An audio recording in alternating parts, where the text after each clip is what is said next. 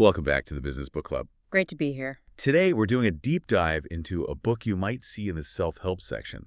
But honestly, it offers such a powerful framework for leadership, for communication, everything, really. It's the Four Agreements, a practical guide to personal freedom by Miguel Ruiz and Janet Mills. Yeah, and it's much more than just a guide, I'd say. It feels more like an operating system recalibration manual. That's a good way to put it. The core idea, drawing from ancient Toltec wisdom, is that we're all sort of born into this collective belief system. Ruiz calls it the dream of the planet. Okay. And it's often, based on fear. So the book gives us these four agreements, a code of conduct, really to break free from those draining, fear-based ways of thinking. Right, to reclaim your own power and shift from what can feel like a personal or professional hell to your own heaven. Exactly. It's about creating your personal dream. Okay, let's dig into that foundation first, because it's quite something. This idea of human domestication. We inherit this massive dream of the planet. All society's rules, culture, what's right, what's wrong. What's the real cost of just absorbing all that? Especially for us, trying to be dynamic, innovative. Well, the cost is huge. We're essentially tamed from childhood. It's a system of punishment and reward. Like being a good boy or good girl. Precisely. You follow the rules, what he calls the book of law. You get praise, attention. You step outside that. Punishment. And this process installs what? Fear. Two core fears, basically. The fear of being punished, obviously, but also the fear of not getting the reward. Fear of rejection, essentially. Which leads to that devastating internal thing, the image of perfection. Yes. You create this impossible standard, this image of what you should be. And because you can never actually be that perfect image, you start rejecting yourself. Exactly. Constant self-rejection, that deep, nagging fear of just not being good enough. It underlies so much. And then we police ourselves internally with this system he describes. Yeah, it's like an internal tyranny. 3 parts. First, there's the book of law. That's your entire belief system, programmed in, mostly unquestioned. It's a rule book. It's a rule book. Then you've got the inner judge. His only job is to use that book of law to find you guilty. No. Constantly. Ouch. And the third part? The victim. That's the part of you that just takes it, receives all the judgment, the blame, the guilt, the shame. It's a cycle of self-abuse, really. You see it play out, don't you? Yeah. Like the amount of criticism or pressure you'll tolerate from a client is often exactly the same level you inflict on yourself internally. We punish ourselves for the same mistake over and over. Thousands of times. And all that internal chatter, the judge judging, the victim feeling guilty, all those conflicting beliefs. That's what the Toltec call the metodi. It's mental chaos. Imagine 1,000 different voices shouting in your head at once. It creates this fog. A cognitive overload. Totally. It destroys focus, makes decision-making almost impossible, and stops you seeing things clearly, objectively. Getting out of that metode is step 1. Okay, so let's get to the tools, the agreements. Starting with the first one, which he says is the most important, maybe the hardest. Be impeccable with your word. Yeah, this one's huge because the word, it's seen as this force, this gift of creation. It's like magic. It can build beauty or cause terrible destruction. Think about how leaders use language. We focus on actions. Yeah. Are you saying language is more fundamental? It's a foundation. Yeah. And impeccable. The definition matters here. It means without sin, right? But not in a religious sense. Exactly. Sin here means anything you do against yourself. And the biggest sin, Ruiz says, is self-rejection. So impeccable words are words that don't reject you, and don't reject others either, because that negativity comes back. Absolutely. It boomerangs. Think about gossip in a workplace. Oh, yeah. He calls it the worst form of black magic. It's literally like a computer virus. A computer virus. How so? Well, it's a piece of code language with harmful intent. It spreads, infects the whole system, the whole team. Ah, right.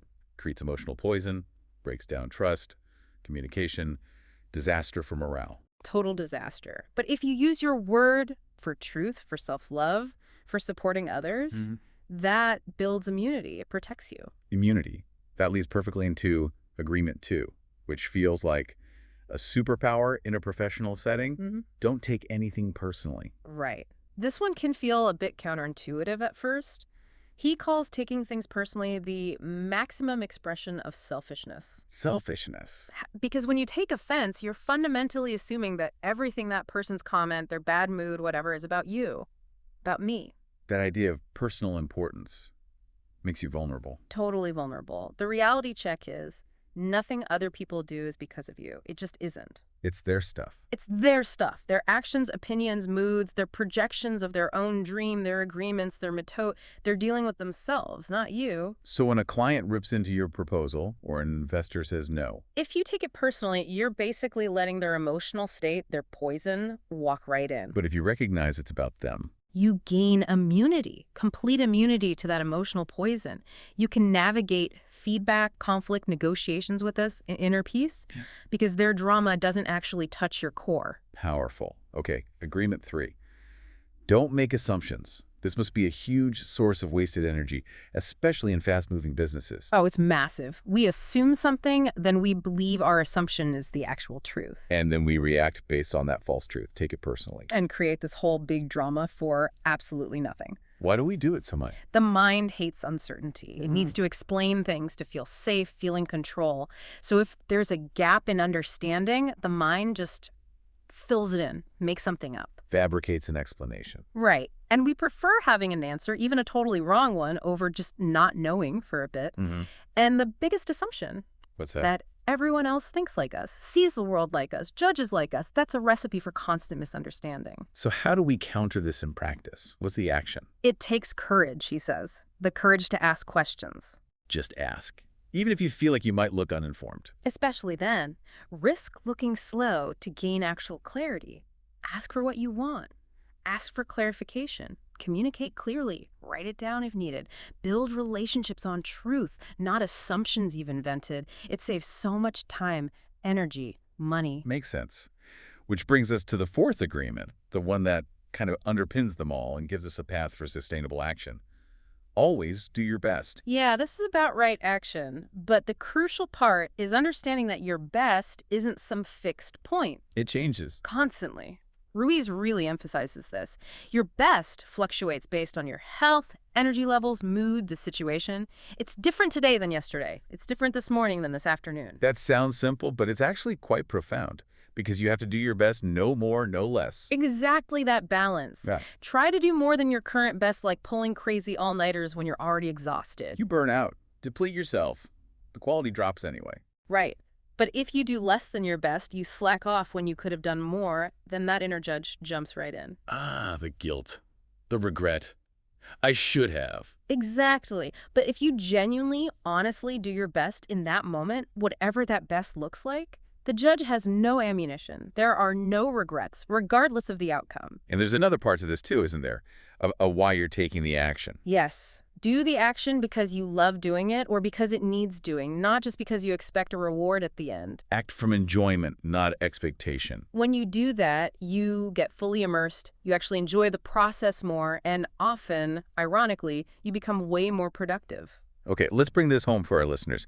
How do we translate this ancient wisdom into practical, actionable stuff for leaders, entrepreneurs, professionals today? Right, let's synthesize. Take agreements 1 and 3, impeccable word and no assumptions. That's about communication integrity. So practically, Use your words impeccably. That means stopping the gossip virus in its tracks. Seriously. It's not just nice, it's strategic for building trust. A team where the word is clean operates way more effectively. minimum friction. Minimum friction. And then the courage to ask questions from agreement 3. Think about project scope creep or misunderstandings with clients. Happens all the time. A few clear, upfront questions based on not assuming can prevent incredibly costly mistakes down the line. Dismantle those assumptions before they take root. And resilience. Founders, leaders, they're under constant scrutiny. Agreement 2, don't take it bored. Personally, seems crucial there. It's absolute armor. Imagine launching a product and the first reviews are harsh. Okay. If you take it personally, you crumble, get defensive, maybe make bad reactive decisions. Your ego is bruised. The victim kicks in. Right. But if you apply agreement 2, you recognize the criticism reflects the market's view, or maybe a competitor's noise or unmet needs. It's data. It's not about your inherent worth. So you can analyze it objectively. Exactly. Assess the risk, gather the data, pivot if needed, all without that emotional contamination clouding your judgment. It's feedback, not a personal attack. That distinction is vital. Okay, finally, sustainable productivity. Agreement 4, always do your best. How does that fight burnout?